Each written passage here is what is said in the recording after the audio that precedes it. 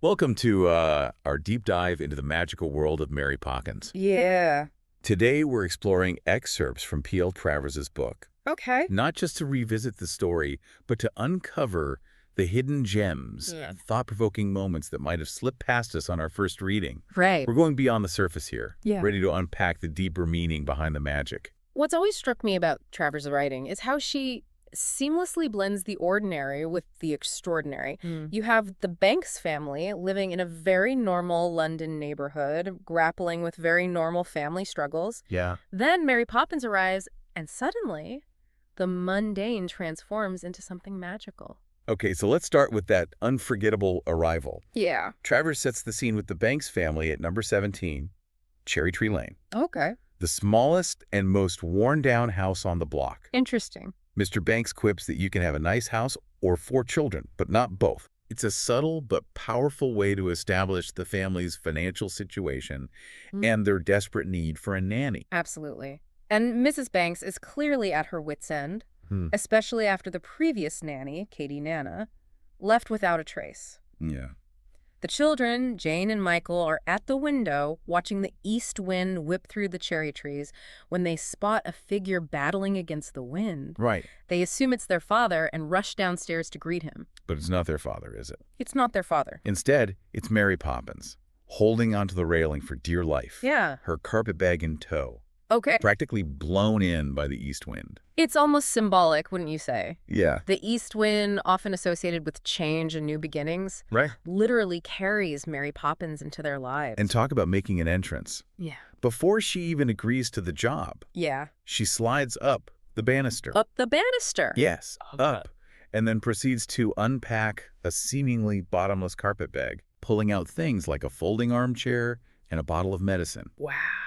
It's our first glimpse into her magical abilities and sets the stage for all the fantastical events that follow. While some might see Mary Poppins' magic as pure fantasy, I think it serves a deeper purpose. Yeah. Could it be that she's showing the children and us as readers that magic is personal and shouldn't be flaunted? Interesting. That it's something to be cherished and experienced quietly?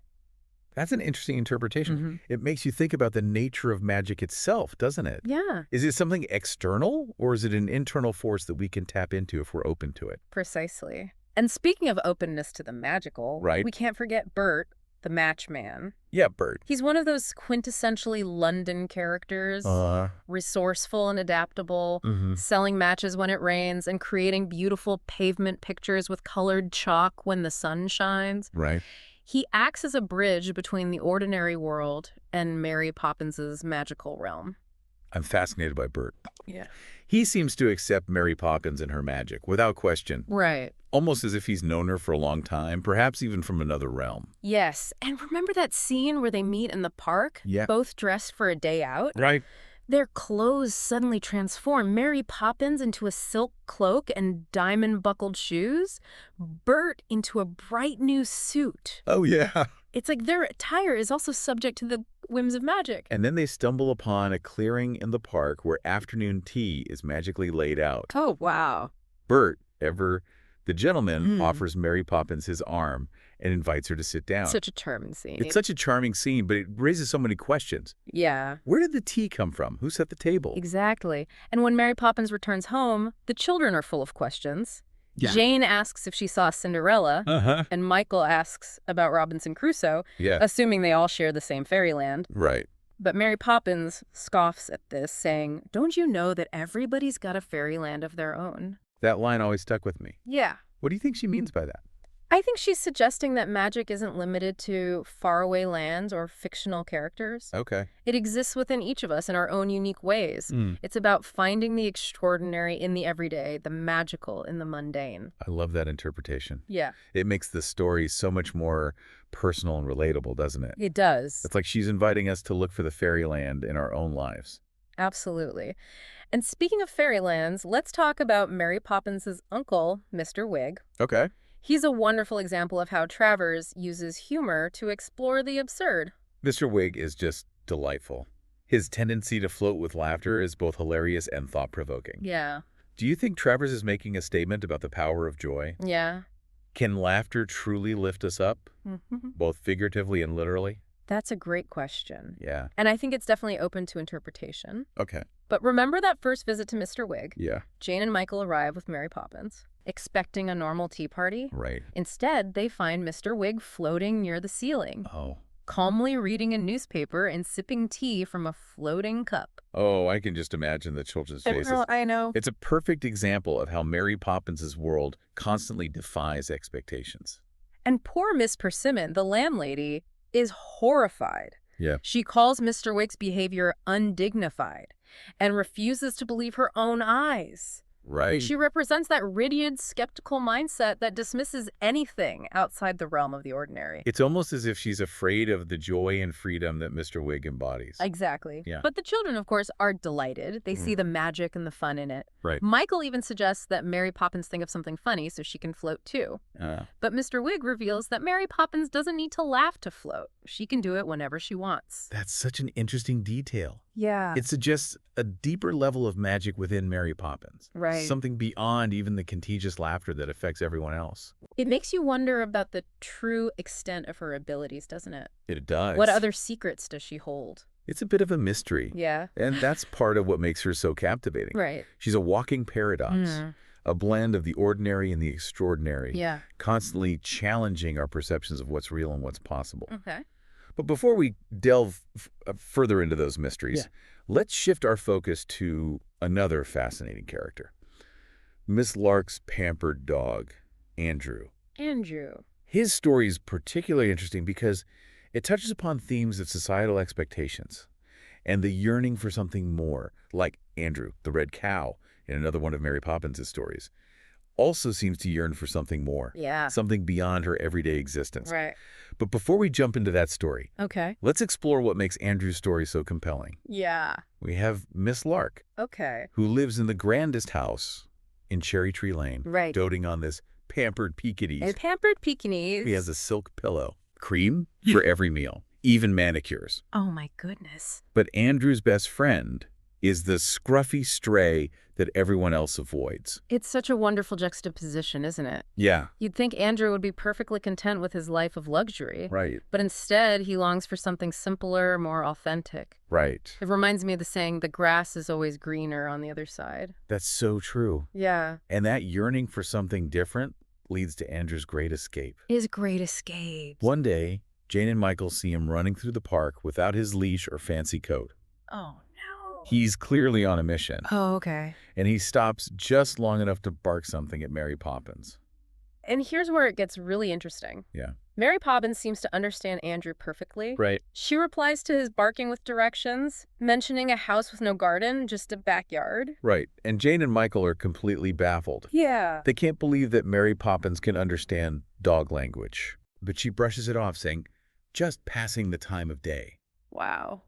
It's as if she has this secret understanding of the animal world, a language that's hidden from most humans.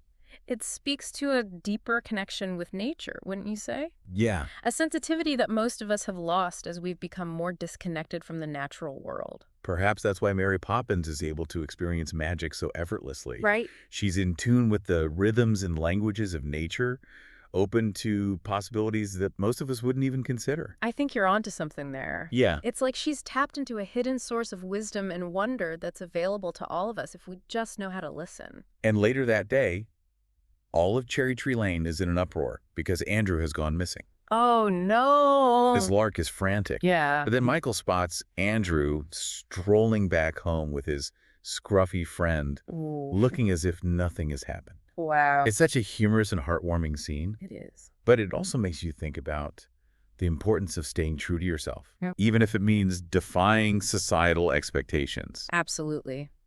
Andrew's adventure reminds us that true happiness often lies in embracing our authentic selves, Yeah. even if it means challenging the norms or disappointing those who think they know what's best for us. You mentioned the red cow also longing for something more. Yeah. Let's dive into that story. Hey. The story begins with Jane in bed with an earache, Okay.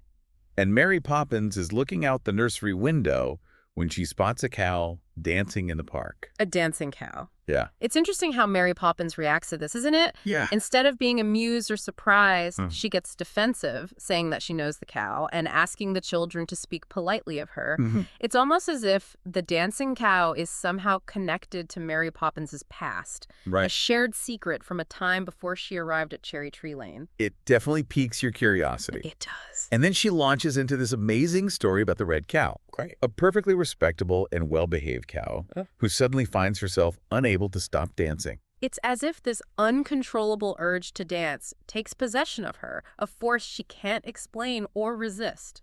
She dances for days, Yeah. unable to eat or sleep properly. Oh, wow. Eventually, she goes to the king for help. She goes to the king. Yeah. And the king, bless his heart, is completely baffled. Right. He examines the red cow and discovers a fallen star stuck on her horn.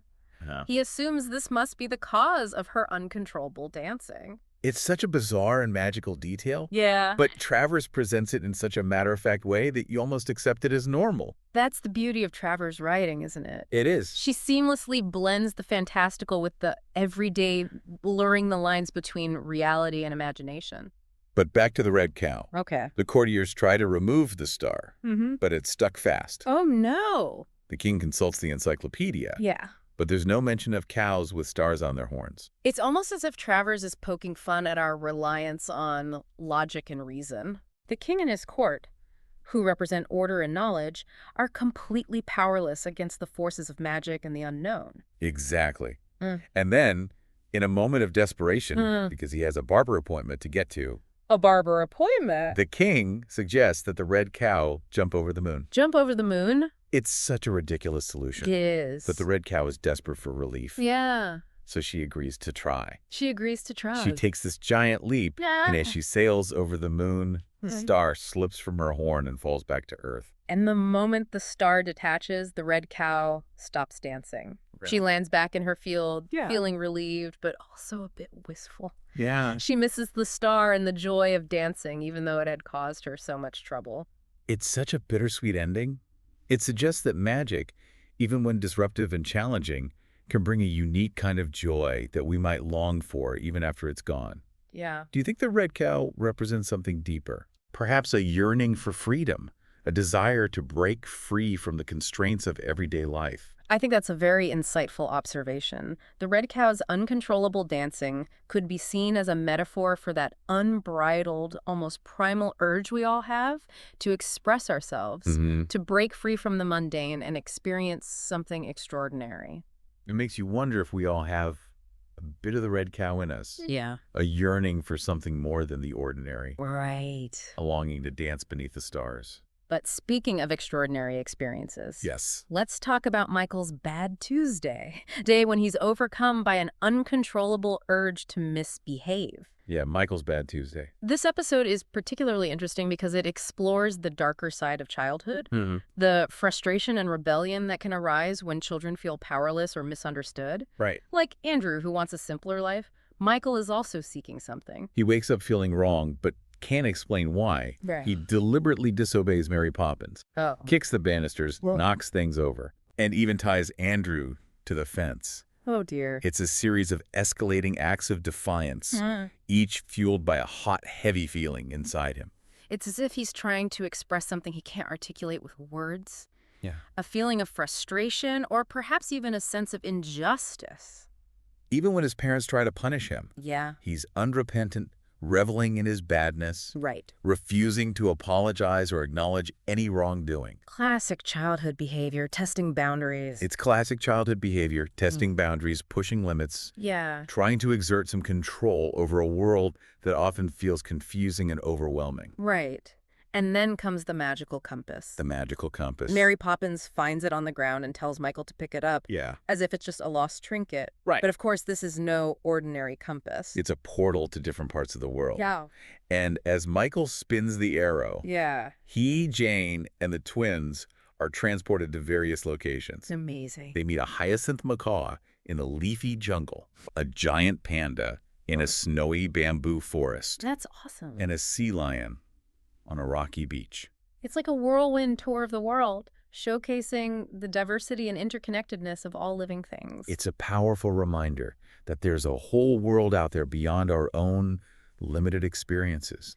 A world full of wonder and beauty, strange creatures and breathtaking landscapes. And each time, Mary Poppins insists they can't stay, Oh, yeah. reminding them that they're just passing through on their way around the world. Oh. It's almost as if she's trying to show them a glimpse of the bigger picture, Yeah. a sense of perspective that goes beyond their immediate concerns.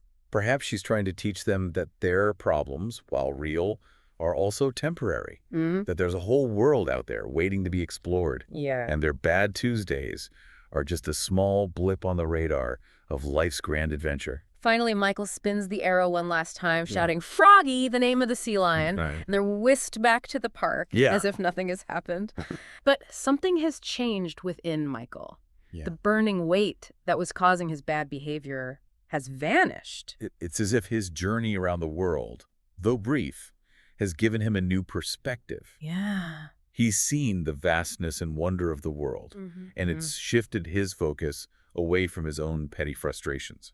He's no longer consumed by that urge to misbehave. Right. He feels peaceful and happy, as if he wants to give everyone a present.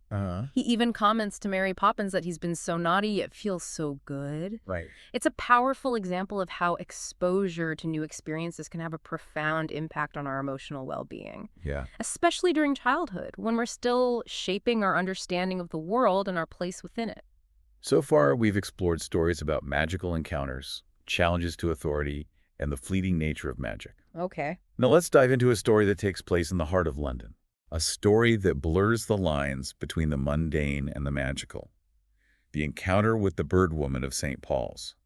The Bird Woman of St. Paul's is one of those characters that stays with you long after you've finished the book. Yeah, she's unforgettable. She sits outside the cathedral, Yeah. seemingly unfazed by the hustle and bustle of city life, Right. selling bags of breadcrumbs and chanting, "Feed the birds, tuppence a bag." What's striking about the Bird Woman is how Travers juxtaposes the ordinary with the magical. Yeah. You have this chaotic city scene, people rushing about their business, Right. and then there's this woman, completely serene, Yeah. focused solely on feeding the birds. It's almost as if she's created her own little sanctuary amidst the chaos. Yeah. A space where time seems to slow down.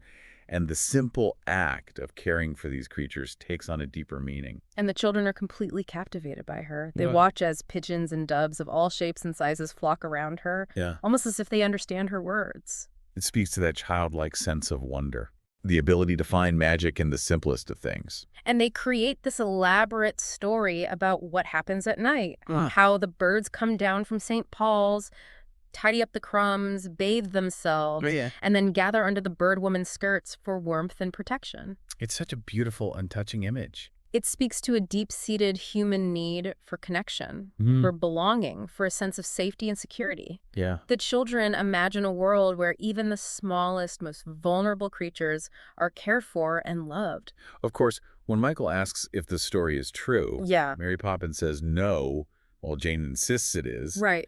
It's that classic back and forth that Travers often employs, Ah. leaving the reader to decide what to believe. I love that Travers doesn't give us a definitive answer. Yeah. She invites us to engage with the story on our own terms. Right. To consider the possibility of magic existing alongside the everyday, even in the heart of a bustling city. Speaking of blurring the lines between reality and fantasy, Yeah. our next stop takes us to the enigmatic Mrs. Corey and her gingerbread shop. Oh, Mrs. Corey. What's fascinating about Mrs. Corey is her ability to break off her fingers and grow new ones. It's such a bizarre and unsettling detail, but it's presented in such a matter-of-fact way Right. that you almost accept it as normal. It's like, oh, Mrs. Corey's lost a finger again. No big deal. It'll grow back. Exactly. It reminds us that in Mary Poppins' world, anything is possible. Yeah. The rules of logic and biology don't always apply.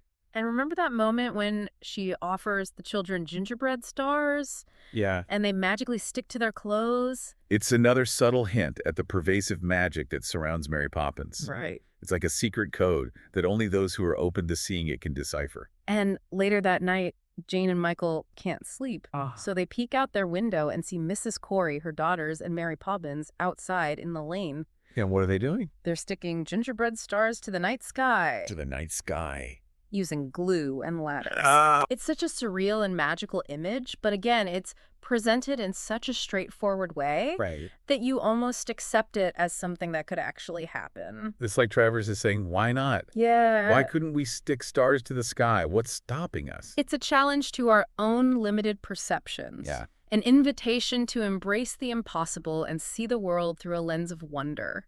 And the next morning, when the children check their clothes and the gingerbread stars are gone, Yeah. they're left wondering if it was all a dream. That ambiguity, that blurring of the lines between reality and fantasy is what makes Travers' writing so captivating. Mm-hmm. It invites us to question our own assumptions and consider the possibility that magic might exist in the most unexpected places. From the bustling city streets, Okay. let's shift our focus back to the quiet of the nursery and explore the story of the twins, John and Barbara. John and Barbara. It's a particularly poignant episode because it highlights the loss of innocence that often accompanies growing up. The twins, still in their infancy, possess a direct connection to the natural world that older children and adults have lost. Mm-hmm. They can converse with the sunlight, the starling, and even the wind, Wow. understanding their languages as easily as they understand human speech. It's like they're still plugged into this universal language, a way Yeah. of communicating that most of us have forgotten as we've grown older. It makes you wonder what we lose as we gain knowledge and experience. Yeah. Is it possible to retain that childlike wonder, that sense of awe and connection with the natural world, Oh. even as we navigate the complexities of adulthood? It's a question that Travers seems to grapple with throughout the book, and perhaps Mary Poppins herself represents an answer. Yeah. She seems to embody both the wonder of childhood and the practicality of adulthood, Right. bridging the gap between two seemingly disparate worlds. Remember, the starling refers to Mary Poppins as the great exception. Oh, yeah. It suggests that she's somehow retained her ability to understand nature's language even into adulthood. Oh. A rare and precious gift. And then comes the full moon and Mary Poppins' birthday. Her birthday. It's a night filled with a strange sense of anticipation. Okay. Mr. Banks is unusually cheerful, Uh-huh. and he comments on the wind being in the west. The west wind. It's a significant shift from the east wind that brought Mary Poppins to Cherry Tree Lane. Exactly. And remember, Mary Poppins said she'd stay till the wind changes. Oh, right. This west wind foreshadows her impending departure. Yeah. It's like a subtle reminder that the magic she brought into their lives, while transformative, is also temporary. Jane and Michael seem to sense this shift, Yeah. and there's a growing feeling of unease. Right. They try to cling to Mary Poppins, Yeah. but her decision is made. It's a poignant reminder that even the most magical experiences are fleeting. Yeah. We can't hold on to them forever, but we can cherish the memories and the lessons they teach us. And then, while they're having tea, Mary Poppins simply announces that she's going out. Just like that. There's a sense of finality in her voice, Yeah. a subtle shift in her demeanor that the children pick up on. It's almost as if she's being pulled away by an invisible force. Right. That brisk Mary Poppins efficiency is gone, replaced by a kind of wistful resignation. Jane and Michael try to convince her to stay, Yeah. but she's adamant. Okay. She leaves the house, and the children are left waiting at the table, Oh, wow. their hearts heavy with a sense of impending loss. The tension builds as the minutes turn into hours. Mm. The fire dies down, the nursery clock ticks loudly, Right. and the children sit in silence, their hope dwindling with each passing moment. And then they hear the front door open and close. Okay. They rush to the window, hoping for one last glimpse of Mary Poppins. Mm-hmm. But what they see is truly magical. Oh, wow. She's standing on the railing, her carpet bag in hand, Yeah. and the west wind is swirling around her, lifting her up into the air. It's as if the wind itself is carrying her away, back to wherever she came from. A silhouetted fetch against the backdrop of the full moon. Right. And then she's gone, vanished into the night. It's a heartbreaking scene, It is. but there's also a sense of wonder. Mm-hmm. It's like she's returned to the stars, leaving behind a trace of magic in her wake. And she doesn't leave them empty-handed. Right. Remember the gifts? Yes. A compass for Michael, Yeah. a bottle of scent for Jane, Yeah. and a portrait of herself for the twins. Tangible reminders of the magic she brought into their lives. Those gifts are so symbolic. Yeah. The compass, perhaps representing the importance of finding one's own direction in life. Right. The scent, a reminder of the fleeting nature of beauty and experience, and the portrait, a way for the twins to hold on to a memory that will inevitably fade as they grow older. It's a beautiful and bittersweet way to end this chapter in their lives. Yeah. The magic might be gone, but the memories and the lessons learned will endure. But before we conclude our deep dive, Right. we have one more magical encounter to discuss. Remember Maya, one of the 7 Pleiades stars? Oh, yes, Who comes to Earth to do her Christmas shopping? It's a story that highlights the vastness and wonder of the universe, Right. reminding us that there are forces and beings beyond our comprehension that might occasionally intersect with our own world. She appears in the toy department, dressed in a simple white dress and sandals, Yeah. completely unconcerned about the cold or the stares of other shoppers. Right. It's like she exists outside the constraints of human time and space. And she asks for help, choosing gifts for her 6 sisters, Yeah. describing their personalities and interests as if they were ordinary children. It's a charming detail that makes these celestial beings feel relatable, Right. reminding us that even those who seem otherworldly might share similar values and emotions. And when Michael asks how she plans to pay for the gifts, Uh-huh. Maya laughs and says they have no money up in the sky. Right, right. It suggests a different value system. Yeah. One, not based on material wealth, but on something more intangible, perhaps the joy of giving. It's a beautiful sentiment, isn't it? It is, yeah. And as Maya is leaving the store, something extraordinary happens. What's that? She starts to climb the sky as if there were invisible stairs leading upwards. It's a visually stunning image that emphasizes Maya's otherworldly nature.